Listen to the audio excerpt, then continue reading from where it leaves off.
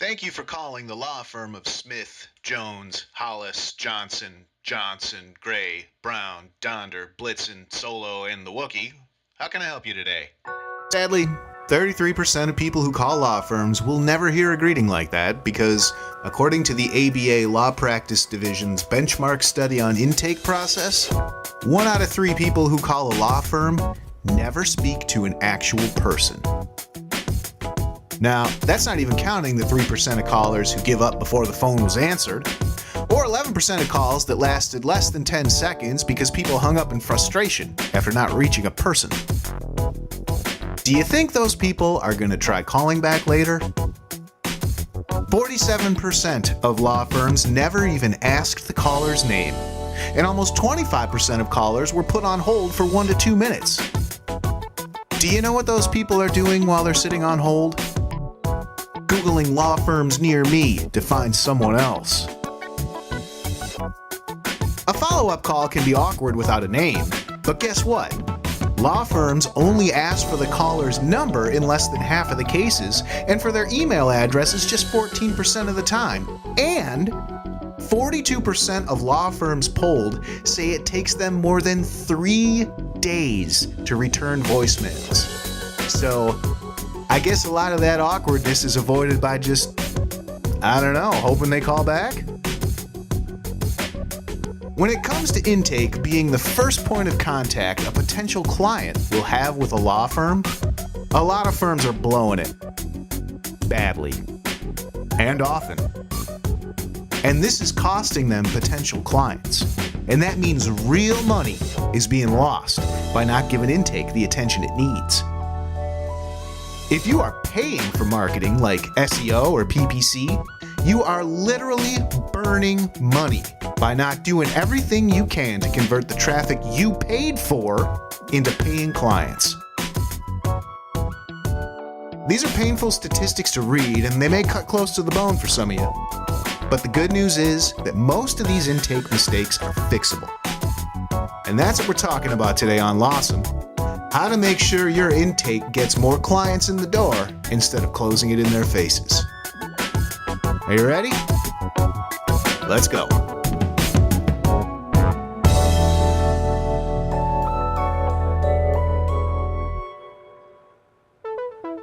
Lawsome, the podcast for law firms. Powered by ConsultWebs. Welcome back to Lawsome, the only podcast for law firms that will call you after a date to make sure we dropped you off at the right Circle K. We're here to inform, educate, and entertain the legal community on the latest in personal and professional development. I am legal marketing archaeologist Jake Sanders, and the only dating I do is with carbon. And joining me is Paul Julius, who never goes on dates, but eats them frequently. Paul, I hate to date us here, but we're old enough to know better, right? We are. I shouldn't be eating these things, and well, I'm not going to pull out the list of things you shouldn't be doing. I know, and it's sad that I've shared that with you. And I always let you know, Paul, I'm doing it again. You say, don't. That's number 6. Sorry. No. But each date, you become more beautiful. You just got this golden hue to your skin. I just think people should date you because of your dates. What is it? The right thing to do and the tasty way to do it? That was my nickname in high school. No. It was. Oh, Dad. That doesn't really make sense.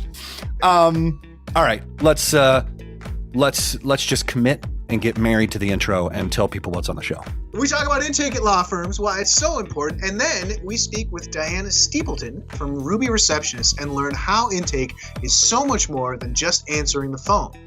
And then we place our guests' comfort on hold with 5 questions we ask everyone. Pull up a plate. It's the Hot Takes Buffet. The Hot Take Buffet today is brought to you by Aaron George on Lexicata. The title of it is The 4 Parts of a Perfect Client Intake Process. Paul, you found this. Do you want to give people a rundown on what it is? Absolutely. This is, so just to be clear, Lexicata is by Clio. True. Just want to everybody know that. Put that out there. I'm not saying it's a good or bad thing, but just It's a great thing. I want it to be out there. It's a disclosure. It's a fine disclosure. It's a thing. what I like about this is they actually analyze the process and break it into kind of steps. Mhm. And I like a lot that it's saying, hey, it's more than just picking up the phone and say, Smith Law Firm. Mhm. Obviously, there's more to it. I think most of our listeners are pretty aware of that. But they have 4 steps, and the 4 steps they call the perfect client intake process looks like. Number 1, it should be easy. Number 2, it should be efficient. Number 3, it should be organized, and number 4, it should be personal. And I'm curious about that last one about personal. Mhm. They say the key is to find a balance with automation and streamlined processes behind the scenes, and just enough time spent on the phone or face to face to make the client feel as though his or her needs are being met and that you truly care. Hmm. That I'm not saying. I guess when you take a systematic approach to things, you're going to have to remove some of the emotion from this. But that seems a little abrupt. I'm curious what you think about this. Well, just the fact that they should feel a certain way and not be that way, or Right. is that kind of yeah? I don't know. No, I agree, and I thought this was interesting when you shared this post because I looked at those 4 tips, and I thought this is all about, and of course, this is for the lawyer. This is for you to think of the way that your intake process is working at your firm. But those first 3 things, easy, efficient, and organized, part of me thinks that those will never register as an experience by your client. Only you will know that this is easy and efficient and organized. Personal is the last thing, but really this should be reversed. When we talk to Dianna, she says personability, personable voice, that's the number one thing. When you pointed out that idea is you got to blend the automation and see what's going on. Our audience probably understands that reception's important, intake's important, but they're still looking at it, as we discover, Dianna says later, as a data capture method. This is your way to capture the data of calls, of leads, but really it's a marketing experience that can have lasting effects. And I just thought it was interesting because if it's efficient and organized, the client won't ever know because it will just be seamless. It's a smooth kind of, feel. But if that personable nature isn't there, it doesn't matter how efficient or organized it is, That's a good point. And I think really when you get down to the summary at the bottom of this article, there's a bulleted list there. It says, by developing a consistent, repeatable, and streamlined client intake process, you can experience many benefits. Of course. Less time spent on non-billable tasks, better organization, improved operational efficiency, reduced overhead, increased client conversion rate. And the last one, by the way, happier clients. And I think what Dianna is saying, if she wrote this list, happier clients would be at the top. Because it doesn't matter if you're organized or you're not working on non-billable tasks or your overhead is low if no one calls or doesn't feel like you have their best interests in mind, or you've only given them enough to only feel a certain way and not actually deliver. That's a great point that he was like, you have to make sure that they feel like they're being addressed. Ruby Receptionist gives you the ability to 100% address people. They only deal with personable folks who, do branded intake scripts, figure out for your firm what you need. They will ask your questions and get that all through a really nice person on the phone. That is their main point. Notice how they didn't say you should get with Ruby because you can reduce time on non-billable tasks. I don't see that on their website. I don't We're going to improve operational efficiency. Oh. And they may. I mean, the thing is, no. I don't want to pick this article apart because from a management standpoint, it rocks. It makes really good sense. It really does. But I think this is very much a case of sort of missing the end product by focusing on the processes that get you there. And it's not bad. Those processes are good. I want you to have all these efficient, easy organizational, benefits. But if you don't come from that human-centered point, and that's the reason why you're solving this problem, I don't know if you'll be pleased enough or able to measure the effectiveness of a good intake program or process or whatever, if you're looking for certain metrics that aren't there because your heart isn't trying to make them happier or isn't trying to do service, it's trying to handle all your BI so you can just get on with it. Mm-hmm. And that's not really what's up, and how many people sign up for a legal tech thing? Oh, I know this is going to be it. And 6 months down the road, they're like, you guys suck. What happened to my money? We've experienced it, numerous times, and people are just like, dude, this is going to do this. This is going to do this. Well, you know what? If you're not paying attention to the certain things that make this good for your law firm, there's no amount of smoke and mirrors or magic that will make you believe in it. You know what I mean? Yeah, absolutely. Well, and one thing we talk about too, and this is also, I hope that you can be having these kind of conversations and taking apart your intake process because you have one. Because unfortunately, some of the things that we've experienced, and Dianna brings up later, that the number one mistake people make is not answering the phone. Well, you can't even believe that that's the number one what? You just didn't pick up. I mean, none of this matters. You can have the most kick-ass intake system ever. If there's no one there answering, and I know this seems like, hey, okay, come on. Seriously, No, she says later, 70% of people who have a negative experience on the phone just initially will never call that business back. Absolutely. So you don't pick up? That's pretty much negative. It doesn't Automated matter. System? Well, it's like Michael Bolton's doing my voicemail. Tell me, how am I supposed to leave a message? Well, you do it right after this tone. I'm Michael Bolton.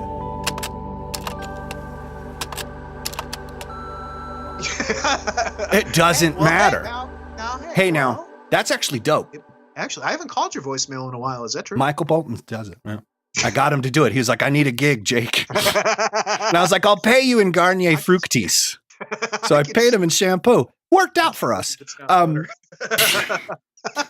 But no, that's the whole point. You can have all the whiz bang doodles on the other side, but if people don't feel good, they're out, And so it's weird that your marketing and your measurement and your effectiveness and your ROI and all these, business parameters, econometrics and all this stuff, it's trash. It's trash unless you care about these people and want to get them in.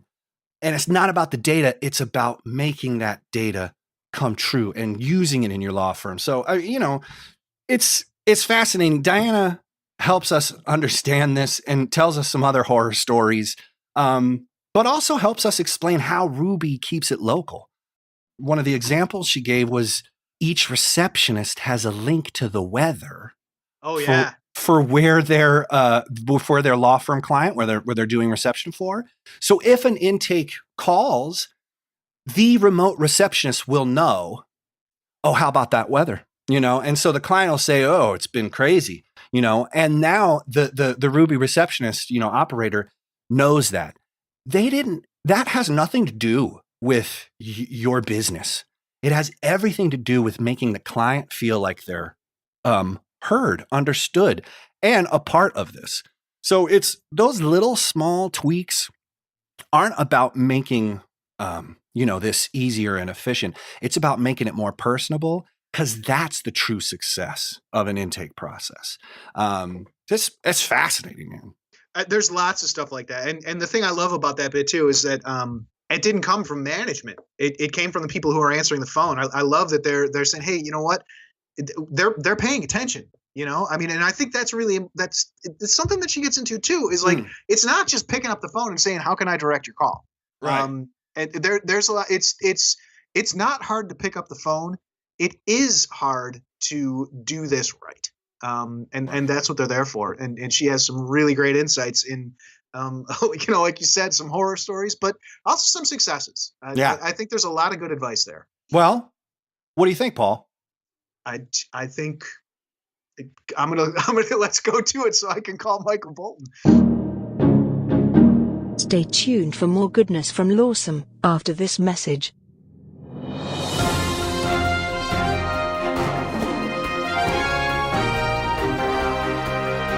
We're getting updates on that developing story where a local law firm was buried in leads from the internet. We go now to our own Stacey Williams, who's live with the details.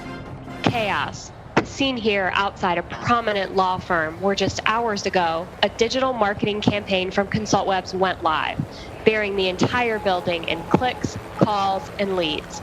A few paralegals managed to get out, but some of the staff are still stuck inside trying to sign all of the cases coming in. I mean, it seemed like right after the first call came in, we couldn't keep up.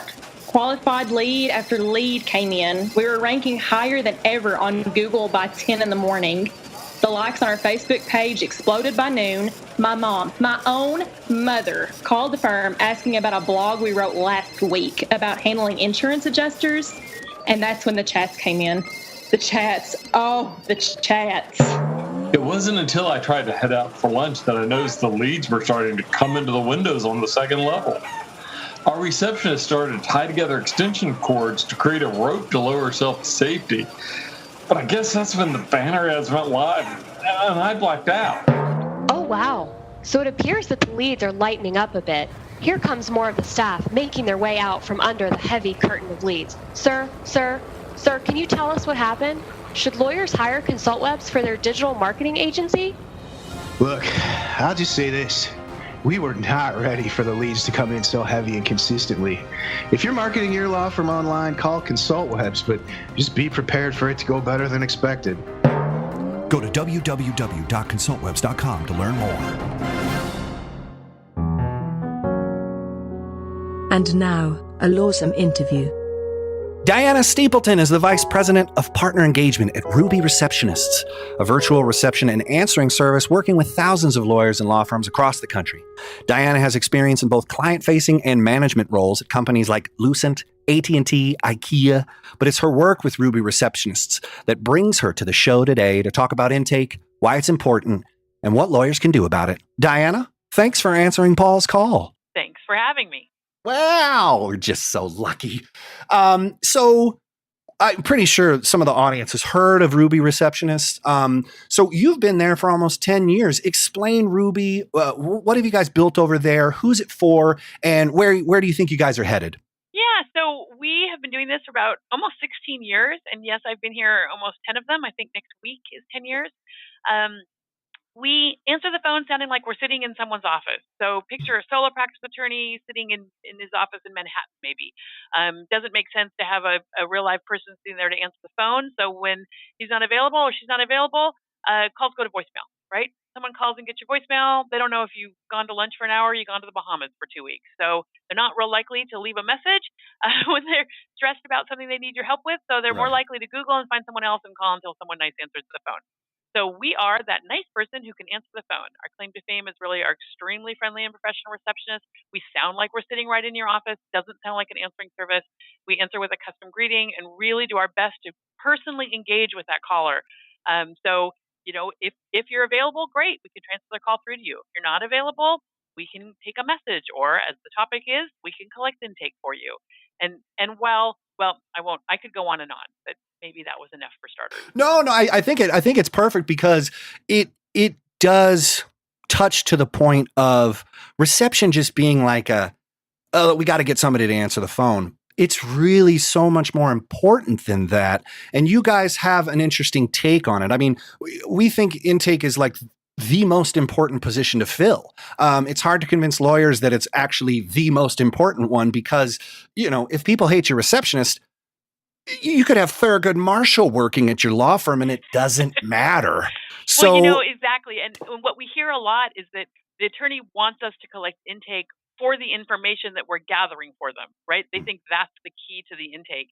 And from our perspective, and of course, we're not the lawyer in the room, but from our perspective, the key is that engagement with that caller gets to be heard. They can tell their story a little bit. They feel like they engaged with somebody in the firm, somebody caring and nice and friendly, and know that person can't give them legal advice. They can't, they're not the lawyer. But they really feel, when we've done our job the best is when, as the caller is hanging up, they say, "Oh, that person was so nice," and we hear it a lot from our attorney clients that people often tell them that they got the case because the receptionist was so nice. That, you want to do business with people you like, and you somehow naturally assume. And I do this with all sorts of businesses myself. I was calling around for a bunch of doctors for one of my kids, and I assume that if the receptionist is rude, that I'm not going to like that doctor, which doesn't necessarily have anything to do with it. But the reality is that's how it feels. Great point. I mean, Walmart getting rid of those greeters is sort of strange, because setting the precedent right at the front is key salesman stuff, advertising, marketing principles. So no, I totally. Paul's got a question. I do. Okay. So do you have any? I have a suspicion where this would go, but do you have any kind of stats that would speak to the difference between an automated system versus a live person or something like that? Well, to some degree, yes. I know there's a stat that says, and I can't remember if it's 72 or 74. So let's say low 70% people say that if they have an unpleasant experience on the phone, they are likely to never call that business again. Even one bad experience, and that bad experience could include that nobody live answered it. Interesting. We do hear a lot from our clients as well that, when people sign up for a service, we kind of chat through with them how many calls they think they get a day so we can help ballpark how much it's going to cost for them. And often people call back later and say, I didn't realize how many calls I was missing. That you have, maybe I get one potential new client call a day, or maybe I get one potential new client call a week, and now that you're answering the phone for me, I get so much more business because there were a lot more potential clients calling that didn't even know were calling me because they just hang up when they get voicemail. Exactly. Well, that's where I was going with this. There's a thing in law technology today from the ABA did a study on intake, and it says 1 out of every 3 callers to a law firm didn't get to actually speak to a person, and less than 10% of the time, the caller was able to speak to an attorney during their initial call. And they say a lot of the reason is that they hang up, calls are under 10 seconds because they're either on hold or they get put into some automated system and they hang up, just like you said. And I'm off to the next thing where I want to talk to somebody. I mean, this is... Yeah. And sometimes you're calling a lawyer because, you're excited, you're starting a new business, whatever. Yeah. Most of the time, you're stressed about something. Sure. And the last thing you need is to have something automated answer. What you need is a nice, friendly, calming person to help you. Well, and that's very true. And that's what I was going to say, is to have some empathy there and realize that, people don't really call lawyers unless there's something, obviously some reason, like you said, frequently it's bad. And a lot of times you got to gear yourself up for that. Okay, I don't really want to do this, or this is going to be difficult to talk about. And so I just want to do it now. Like, I just want to talk to somebody now, get this done. I don't want someone to call me back. I don't want to have to go over this story again and again. I can't tell you how critical, especially, from working on so many like AdWords campaigns where we would go through the call tracking and stuff like that. I can't tell you the difference it makes with somebody being, I can tell you the firms off the top of my head who have outstanding intake, and it's just exactly like you said. It makes a huge difference. Be nice. Yeah. I just did a webinar yesterday about the ROI of personal connections, and the bottom line is answer the phone and be nice. Like, that's really what it comes down to. But but the reality is you can't necessarily always answer your own phone, right? And when you can, I do want to stress this idea of being nice. I remember I was at the Clio conference a couple years ago, and Preet Bharara was the keynote, and that was one of his points of, just because you probably are smarter than the person on the other end of the phone doesn't mean you need to try to sound like it. That when someone calls, take a deep breath. Don't look at that phone as an interruption, but take a deep breath and say, this could be the next biggest client I've ever had. This could be my new best friend. Who knows who this could be? I should answer the phone and sound happy that they called, as opposed to picking up the phone and saying, law office. Oh, yeah. We've heard it from a lot of different people too, where they are adamant about lawyers not answering the phone. Yes. I mean, and I don't know, Jake, how many guests have we had on? I know Harlan. I can think of at least 5 where they were like, do not let the lawyers talk to anyone. No, don't let them do it. Sorry. Yeah, but I just wrote down the affect is the effect. It's so odd that we spend our time questing for tactics or small activities or things that can push us over the edge from our competitors or a really cool logo or a slogan or something. When really the thing you have to do is get somebody nice and accountable on your phone.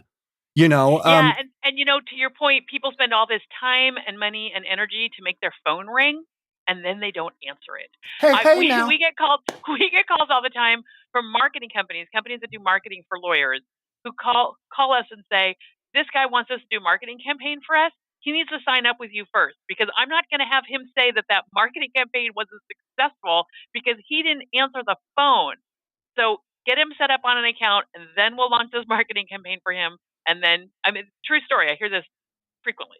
Unfortunately, we've seen it too. So I hear you. Seen it from our end. Definitely seen it. Yeah. So and here's the other thing, if I can just chime in one last thing, slightly a side note, but it just reminded me of a story. So we can handle calls in English and in Spanish. And a lot of times, a lot of immigration attorneys, a lot of people in general get calls from callers who don't feel wildly comfortable speaking in English. And, and again, they're calling a lawyer. They're probably stressed about something, right?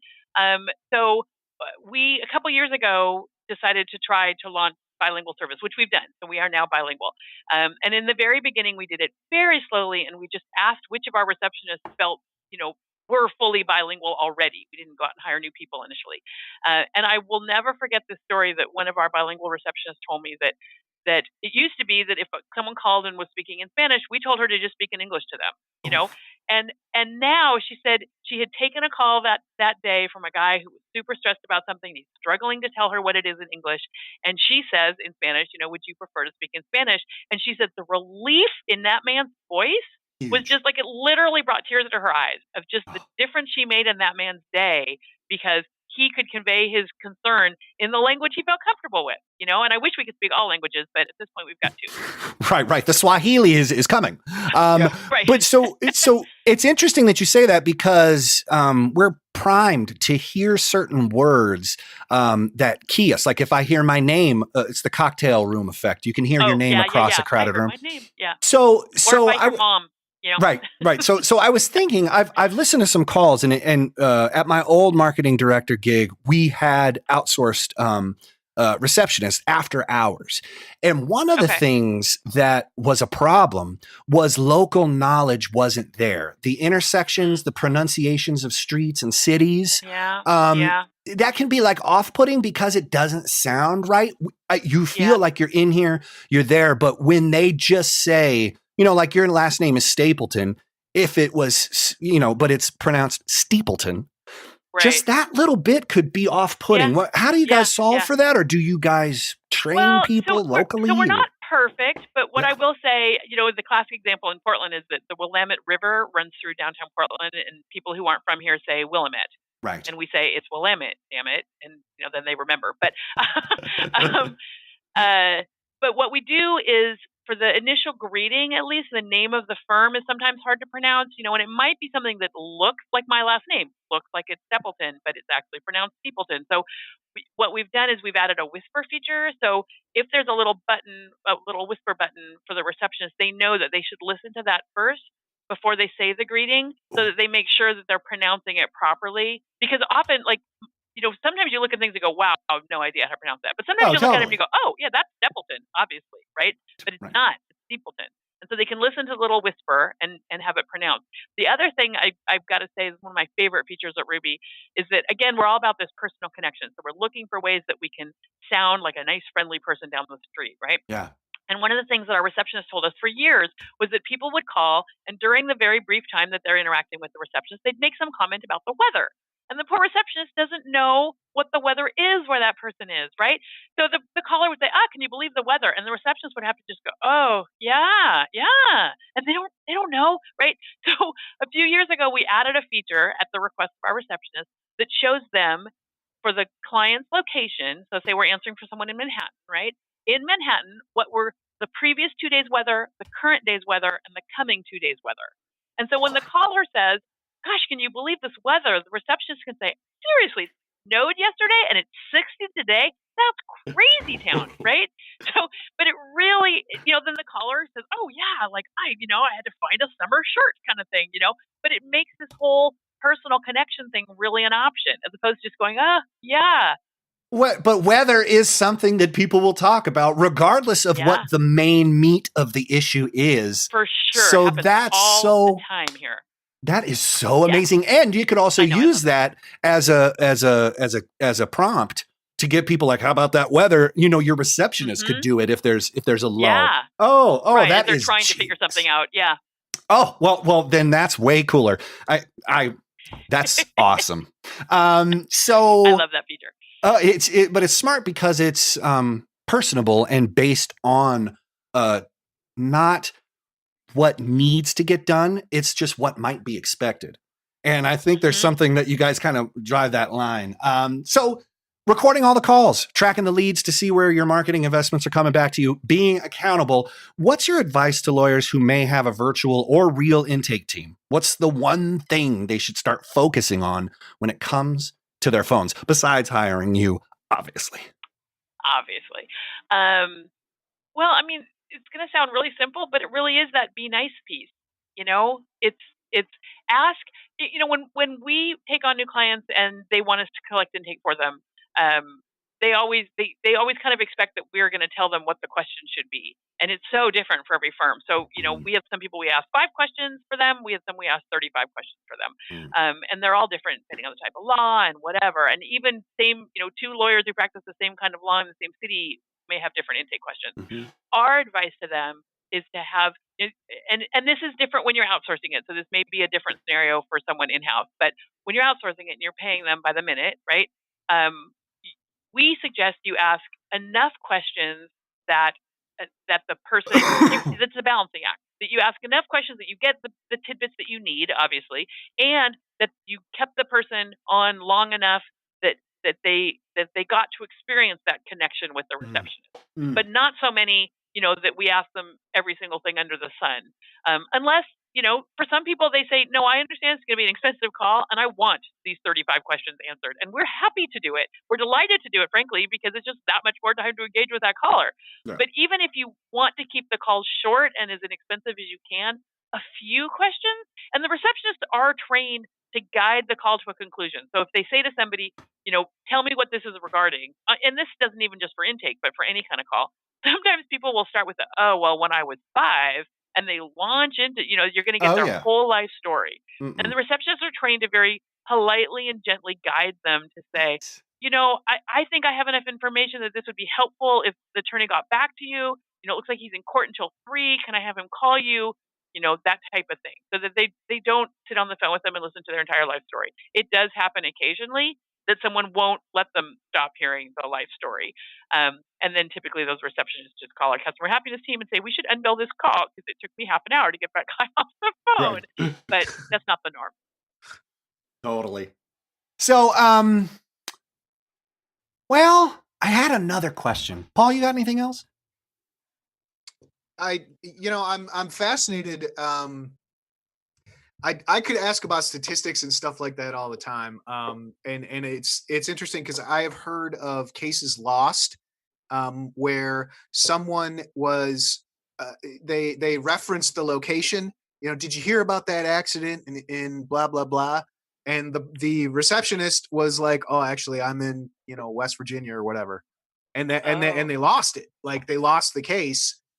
Because they weren't aware of this kind of thing. So, and I don't know if there's anything to be done with that, honestly. I mean, weather you can do, but I mean, I think there is a limit. All the news.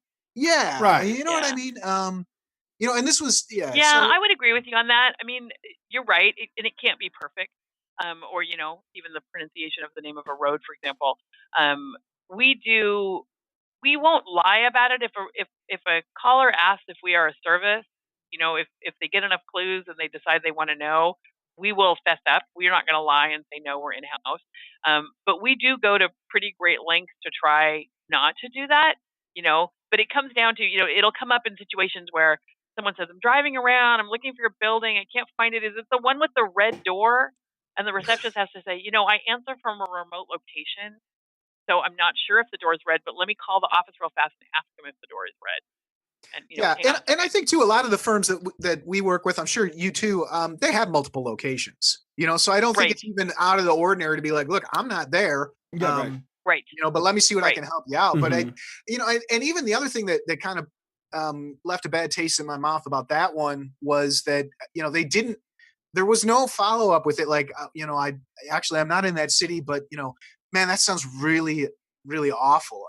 You know what I mean? Like there was just Right. no. It was just like nope. And that Didn't is hear about it. exactly what our receptionists are trained to do. So even the do you ever call a business and you ask a question and the receptionist says, I don't know, Yep. and then there's just dead air, and you have to go, Can you is ask there somebody? someone else there who might know? Yeah, Is there totally. anyone we could ask? And so our receptionists are trained never to just throw an I don't know at someone followed by some dead air. They say, let me find out for you. Or Susie would be the best person to answer that for you. Let me see if she's available and try to get her on the phone, right? But those types of, that scenario that you described of the accident, not hearing about it, Mhm. is exactly what our receptionist would likely say is, that sounds horrible. Yeah. We got a lot of empathy. Is there? So I do have one more question, and then we're gonna have to move on to the 5 questions we ask everyone. But is there any? And I'll give you an example. Someone had, I think it was actually a relative that they had hired who was answering their phones, and they were incorrect when people were calling it. I was in a car accident, and they were like, "Oh, we only handle, personal injury cases. Sorry." Like something like that. Like, is there, when you take over, like, what's the most common problem that you see when people come to Ruby saying, "Hey, we got to fix this"? Well, the most common problem is nobody answering the phone. Top of the But that's list. not what you're asking. So let me go with the next most common problem. Let me rephrase it. How about the most common problem people have with if they have like in-house reception? How about that? Like if they have The someone in-house receptionist has other things that they're trying to get done. So most typically, you will hear the scenario of, "Oh, I don't need a reception service. I have a paralegal, and they can answer the phone." And then the poor paralegal is pulling his hair out because he can't get his project done, Yeah. right? Because now suddenly he's expected to answer the phone, and that's just hard Yeah. to concentrate on something and really be deep in a brief or whatever, and have to just handle a solicitation call or and people can tell us that they only want certain types of calls put through because if a potential new client called and you had a paralegal in your office, we probably should transfer that call through to the paralegal and let the paralegal do the intake, right? If they're good and friendly and all that. But if a solicitor calls or someone calls, if an existing client calls and has a question that you know that you've told this guy you'd call him when you had the answer and you haven't called him yet, and he's like, "Oh, I was just calling to see if maybe he had that answer. Let me take a message and I'll see if he can, if he has the answer, he'll call you back." Yeah. Well, I So think too that's interesting. It puts you in a state of mind that you can't really dig deep into something if anytime the phone rings, it's your responsibility. right, I can't even imagine. right. Well, But we and hear that so a lot from people who we hear it a lot from paralegals, but we also hear it a lot from the attorneys saying, well, I have my paralegal answering the phone, or I have my Oh. assistant answering the phone, or whoever, Oh, and yeah. they hate it, and now Oh, they yeah. hate me. Oh, I totally This agree. is not what they were hired to do. And well, one of the things, also recording calls, I remember that feeling really weird that I had to like listen to the staff and like really start focusing in. But once I, discovered call scoring and really helping, drive the leads and figure out what marketing was happening, recording calls is amazing, but I think a lot of lawyers are scared or don't have the time to review that stuff.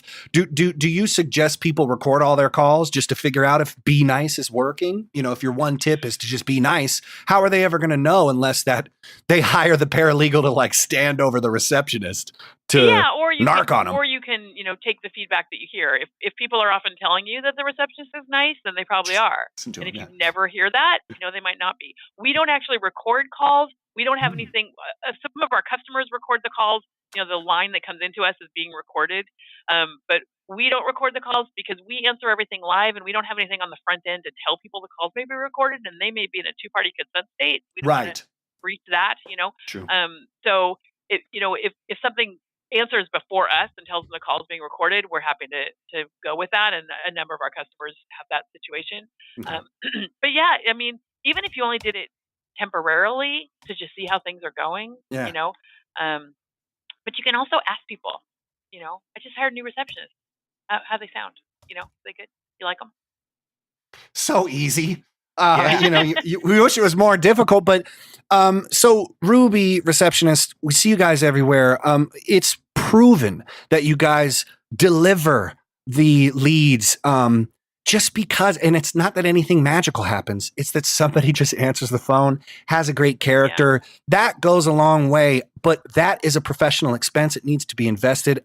I'm glad that we got to, you know, have this time with you and share this information with people, because it is the last thing people think about when you're in an expert kind of, industry. I'm going to give you this expertise and it's going to be great, but it doesn't matter if. Yeah, and you got to think of all those touch points, you know, when someone comes into your office, is there a dead plant in the corner? Are the magazines 6 months old? You know, all of those types of things kind of speak to the, you know, what kind of experience, because believe it or not, people do sit down in a waiting room and look at that and go, okay, this guy's not on top of things. And he may be wildly on top of the law, and yours, can totally be the person to help you. But if you don't pay attention to those little touch points, like how clear are your bills? How clean is your waiting room? How, whatever, how clean is the sidewalk out front? I mean, all of that stuff really plays in. And I do want to throw in one last tidbit that I don't know that if you guys are aware, but we recently bought a chat company and a real live people sitting in an office in Kansas City answering chats 24/7. Nice. So for people who are interested in kind of grabbing those website visitors and trying to engage them a little bit further, they do see that 40% of the people who engage with them turn into real live customers, the people who engage with the chat specialist. And right now it's still bearing its original name, which was Professional Chat. But over the next month or two, it's going to be rolled up under Ruby, and we will be doing phone and chat. Oh, awesome. So if people want to learn more about that, more about you, Dianna, how can they learn more? Well, me personally, no, I'm kidding. It is, you can email us at hello@callruby.com, CALLRUBY, or visit us online at callruby.com, or call us at 866-611-RUBY, 866-611-7829. 5 questions we ask everyone. What was the last book you read? Predictably, what's it called? Predictably Irrational? No, it's not quite right. The book Dianna mentions is Predictably Irrational by Dan Ariely. That sounds familiar. Yeah, sounds good. We'll go with that. Number 2, what is your favorite place? My favorite place, Stockholm. I lived there for a number of years, and I love it there. Very good. Seriously? That's amazing. Okay. Number 3, what sites, blogs, newsletters, or podcasts do you regularly check in with? Oh gosh, I am a podcast junkie, and I actually recently just started a podcast club. Like, people have book clubs, but I've decided that I don't read enough. Clearly, I can't remember the titles of the books that I read. that just, yeah. Anyway, that's an embarrassing moment. But I listen to all sorts of things. Amicus is one I just started listening to. Mm-hmm. I listen to Preet Bharara. He's my favorite. Mm-hmm. I listen to all the Pod Save the World, Pod Save America, those kind of things. Radio Lab, This American Life. Yeah. Yeah, I could go on and on. Oh, you're deep. Literally, my podcast club is meeting this evening. So that's so cool. How many people are in it? Yeah. At this point, only 4, but it That's just amazing. started 2 weeks ago. So that's cool. Cool. That's really cool. Yeah. Okay. Here's the toughest one in the bunch. Number 4. If you were stranded on a desert island and could only pick one condiment to take with you, what would it be? Condiment, not spice. I was going to say salt, but that's not a condiment. People have answered salt. We're kind of generous with our definition of condiment, so feel free to, be generous outside the box. Yeah. Well, I did just hear people saying that their foods can always either be made better with chocolate or ranch, but I'm not a huge ranch fan. I'm going to go with ketchup. I'm going to go with salt. I'm sticking with salt, even though it's not technically a condiment. That's okay. It's all right. It's good. All right. Number 5. We made it to the end. After a long day or a long week at work, how do you relax and unwind? I like to go on long walks and listen to podcasts. Sweet. So that's really what I do. For show notes, links, and info, go to thelawsomepodcast.com or follow us on Twitter or Facebook. Be sure to leave us a review and rating in iTunes or wherever you find the you listen to. Until next week, stay lawsome.